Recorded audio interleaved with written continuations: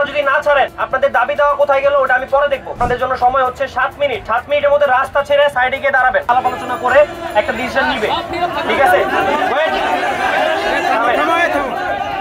ওকে, এটা ছিল আপনাদের দাবি দেওয়ার আপডেট। অলরেডি কিছু অলরেডি নেগোসিয়েশন চলতেছে, নেগোসিয়েশন চলবে, এটা নিয়ে আমাদের কোনো সমস্যা নাই। ফ্যাক্টরিতে ভিতরে শ্রমিক এবং মালিক পার্টির যদি কোনো রকম অমিল থাকে সেটা নেগোসিয়েশনের মাধ্যমে সমাধান হবে।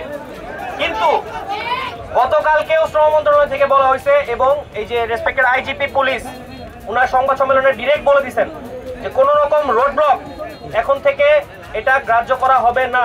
রোড ব্লক জনভোগান্তি একটা পানিশেবল ক্রাইম, এটার জন্য আপনাদেরকে সাজা প্রাপ্ত হতে পারেন আপনারা যে কেউ। এখন আপনাদের জন্য হচ্ছে আমার উপরে যদি বিশ্বাস রাখেন আমি বলে দিচ্ছি আপনাদের জন্য সময় হচ্ছে 7 মিনিট। 7 মিনিটের মধ্যে রাস্তা ছেড়ে সাইডে গিয়ে দাঁড়াবেন। রাস্তা যদি না ছাড়েন আপনাদের দাবি দেওয়া কোথায় গেল ওটা আমি পরে দেখবো।